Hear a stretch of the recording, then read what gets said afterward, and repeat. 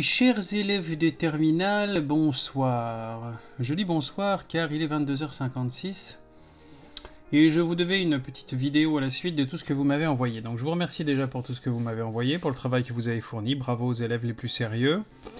Moins bravo à ceux qui ne m'ont toujours rien envoyé. C'est un peu trop tard parce que là je vais mettre le corrigé en ligne. Donc ça va être un peu dommage pour vous. J'espère que ça ne sera pas trop dommageable sur notre avis qu'on pourra donner au bac. Et j'espère surtout que ce n'est pas une mauvaise volonté de votre part, mais que c'est tout simplement parce que vous n'avez pas eu les informations, blablabla. Bon, je vais essayer de redonner toutes ces informations par les canaux officiels, mais mettez-vous au travail s'il vous plaît. Car comme l'a dit Monsieur le Premier ministre cet après-midi, nous ne sommes pas prêts de nous revoir, en tout cas pas avant début juin, si vous avez suivi. Pour les lycées, ils verront en fonction de l'état sanitaire du département. Donc, pas de retour sur les bancs de l'école avant le 1er juin. Enfin, avant début juin. Donc, on va continuer notre aventure online de la manière suivante.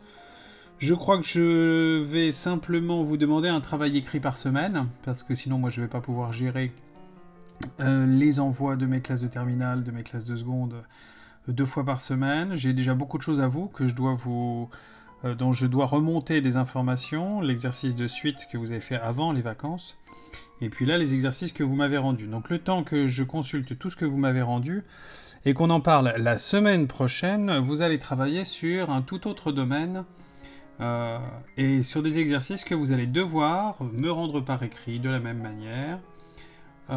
Pour mardi prochain, alors entendez mardi prochain, c'est-à-dire lundi 23h59. Lundi 4 mai 23h59, c'est ici. Les exercices, excusez-moi, les exercices que je vais vous demander donc sont ici. On va jeter un œil tout à l'heure ensemble. Un corrigé des exercices que vous avez eu à faire pour aujourd'hui est aussi disponible en ligne. J'en parlerai plus longuement lorsque j'aurai lu toutes vos productions.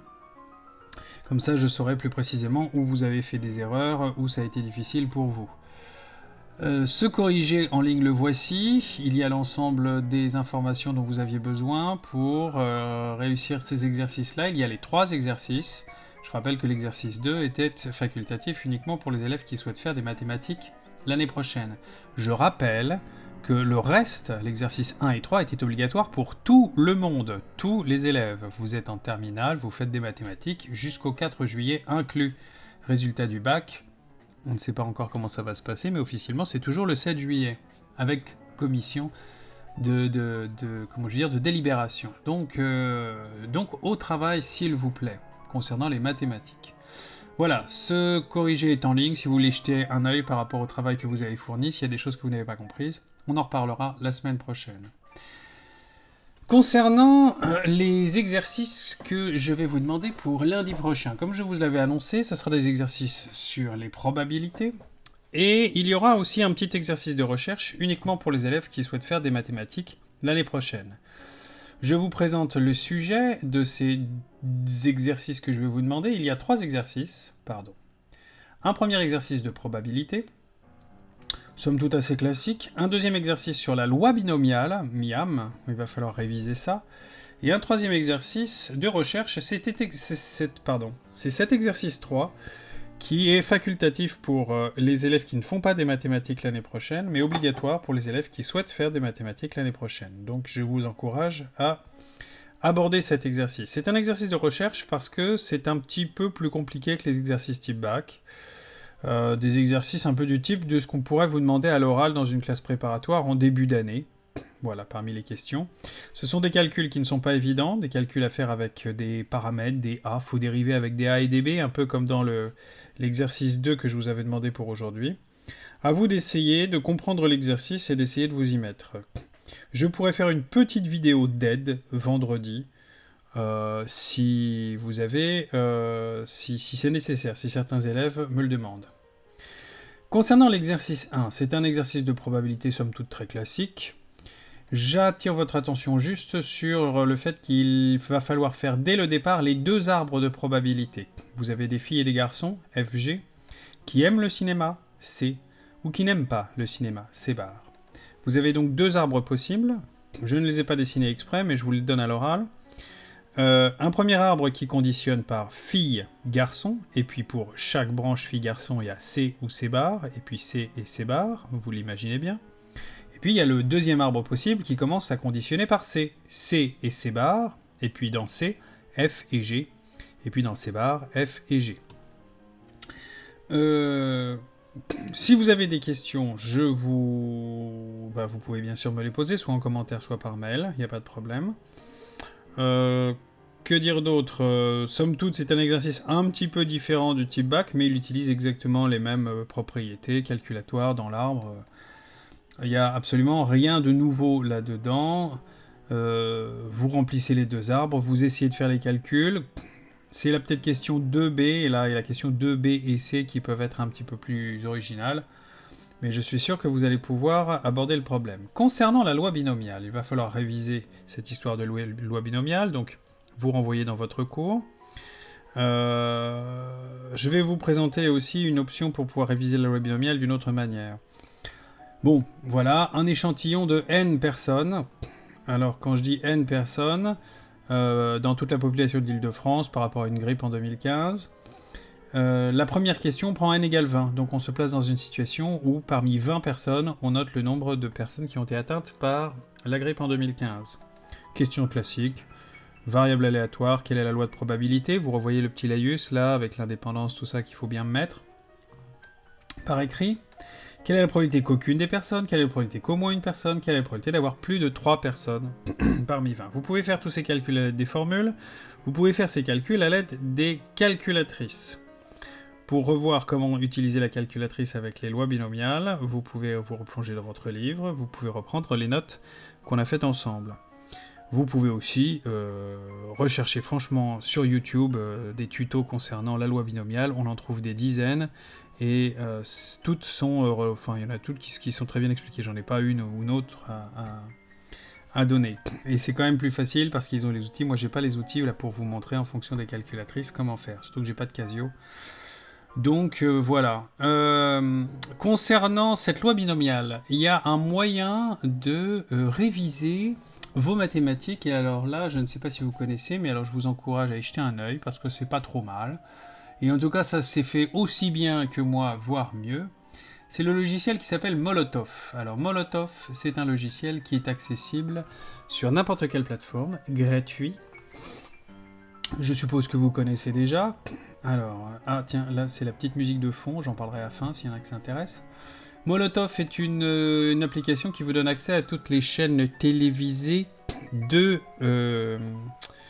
la TNT et d'autres, puisque maintenant on a, si on s'abonne à Canal, on s'abonne à OCS, on s'abonne à machin, on s'abonne à Bidule, voilà, vous avez toutes les émissions. Et si figurez-vous, pendant que le confinement, ils font quelque chose de très intéressant.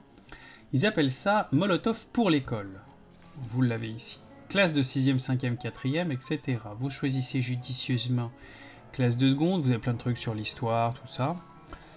Et vous avez mathématiques terminale. Et vous avez plein de cours disponibles. Alors attention, c'est des cours d'un niveau très varié. Parfois, il y a beaucoup de cours sur les S. Mais regardez ce que je trouve ici. Je trouve un cours sur la notion de primitive, un cours sur le calcul de primitive, un cours sur l'intégrale d'une fonction continue positive. Eh bien, je pourrais vous renvoyer vers ces cours-là si vous n'avez pas compris les miens. J'en suis désolé. Pour approfondir cette notion d'intégrale, on verra ça après ces révisions sur les probabilités. Je fais une pause d'intégrale là, voilà. Et regardez ce que je trouve aussi, probabilité conditionnelle, un cours de probabilité conditionnelle et un cours de rappel sur la loi binomiale.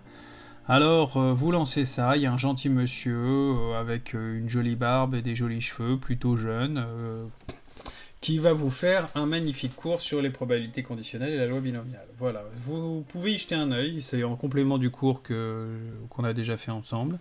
Et c'est tout à fait approprié pour réviser dans le cadre des cours qui vous sont donnés. Voilà sur Molotov, l'ensemble des cours qui sont à disposition. Donc, je vous remontre Molotov, que ce soit sur Android, iOS, Mac ou Windows. Molotov pour l'école ici. classe de terminale, toujours dans le menu à gauche, et mathématiques, et là vous avez plein de cours, plein de choses qui ne vous parlent pas, parce qu'il y a beaucoup de terminal S, mais tout ce qui est primitive, et ensuite on tombe sur probabilité. Donc pour vous, ça sera le 9.1 et le 9.3. Le 9.2 sur la formule des probabilités totales, voilà, peuvent vous intéresser aussi. 9.1, 9.2, 9.3. Vous avez les cours après de ce que l'on devrait faire normalement après le déconfinement. Et ben voilà, je crois que j'ai tout dit, tout ce qu'il vous faut savoir pour la suite. Je pourrais refaire, si vous avez besoin, je peux essayer de faire une petite vidéo concernant l'utilisation de la calculatrice Texas pour la loi binomiale. Malheureusement, je ne peux pas le faire pour la Casio. Vous trouvez des tutos sur YouTube très facilement. Je rappelle donc, pardon, ça c'est autre chose, je rappelle donc, exercice 1, exercice 2, obligatoire pour tout le monde, sur feuille, pour lundi prochain, jusqu'à 23h59, dernier délai, par mail. L'exercice 3 est facultatif, il est pour les élèves qui souhaitent faire des mathématiques l'année prochaine. Exercice de recherche, si vous n'y arrivez pas, si vous ne trouvez pas, si vous n'avez pas la moindre idée, je pourrais vendredi ou samedi matin faire une petite vidéo pour vous donner quelques pistes de recherche sur cet exercice 3.